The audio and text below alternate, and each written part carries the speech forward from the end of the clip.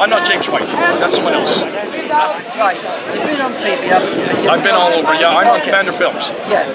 I've listened to you a number of times. I'll just keep it off camera for now. No, keep it on, it's fine. I don't mind being filmed. I've listened to you a number of times.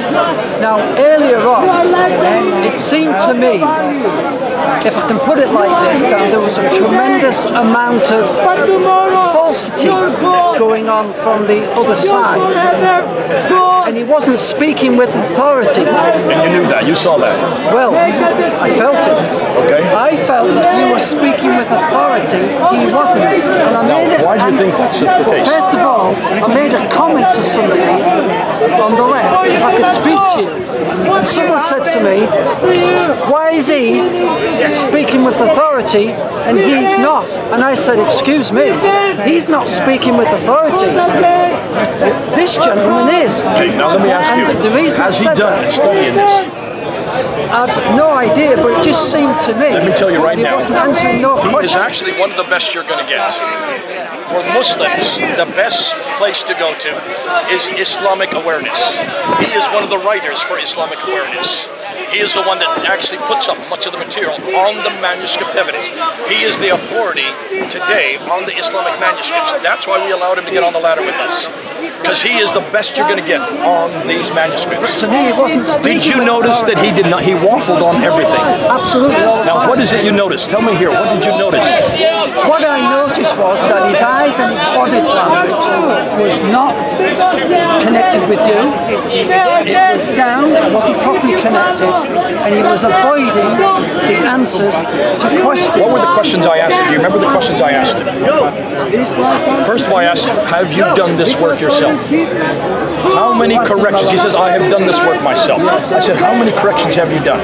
He didn't give us any answer to that. How many times did I have to ask him, how many corrections have you done? He finally says, look at this one here, Topkapi. Now, why did he go to the Topkapi? The Topkapi is the one manuscript that the Muslims are trying to defend. They're now throwing out all the other manuscripts. They only want to defend the Topkapi. Why? Because that has 98% of the Quran. It's the only one that's the most complete. They used to say there was 100,000 manuscripts. Then they came down to 10,000 manuscripts. They came down to 1,000 manuscripts. They finally came down to 6 manuscripts. That was in 2014. Today, as of last year, 2017, they're now only going to the Topkapi. That's why he went to the Topkapi. I showed Surah 66, Ayah 8 from the Topkapi with the name of Allah in the margin.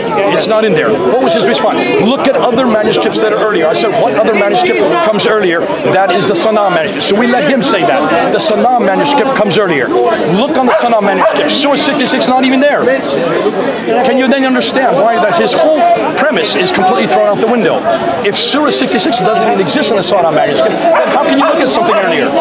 Proving that the Topkapi is possibly the first one to introduce Surah 66. It is written in 721, possibly as late as 770. Let me ask this question. Let me finish. This is for the camera, and it's also for this camera, because this is a DCCI camera, right?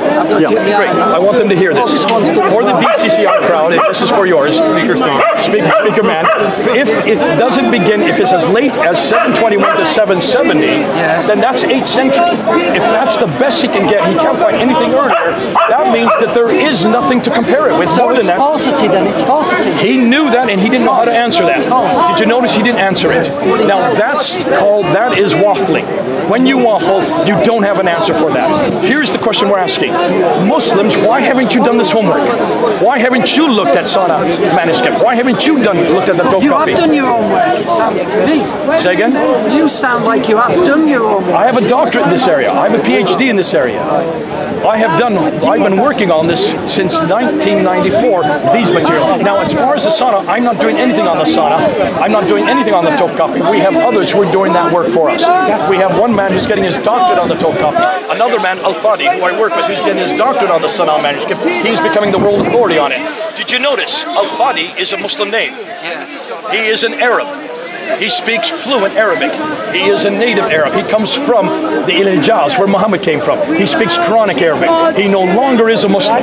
He has now become a Christian because of this material.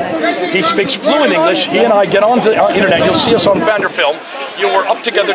He does, and is the first one that is able to go back to these manuscripts, read them in the original tongue, do the grammatical material on it, and that's why we're saying this is just the beginning of what we're finding. Next year when I come again, we're going to have an awful lot more examples. Not just 22. We have over 4,000 that we have found right now. We'll probably be 6 or maybe 8,000 within the next 2 years. But can you see why we're saying this? Yes. This has to go out to the world because Muslims dare not keep telling us that this book comes from God. It does not come from God. They cannot tell us it comes from Muhammad. It doesn't even come from the 7th century. Muhammad died in 632. So if it doesn't come from Muhammad, who is Muhammad and what's his purpose? I'll finish this now by saying what? No, did you hear what I just said? Oh, I did. So what did I just say? And that's why I want to respond, because What did I just say? I'm going to have to go to this one. No, I understand, I get it. But I want the rest of you. Have you heard what I just said?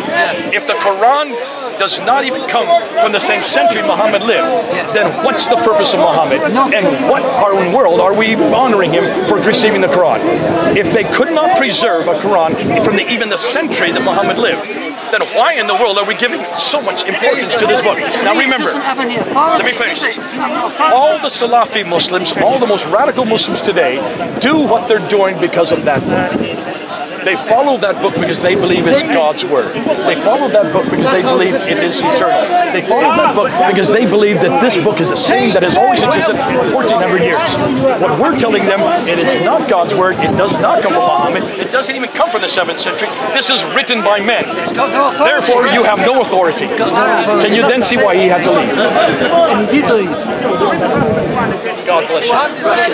You get where I'm coming from. Take care. Take care. How's the family?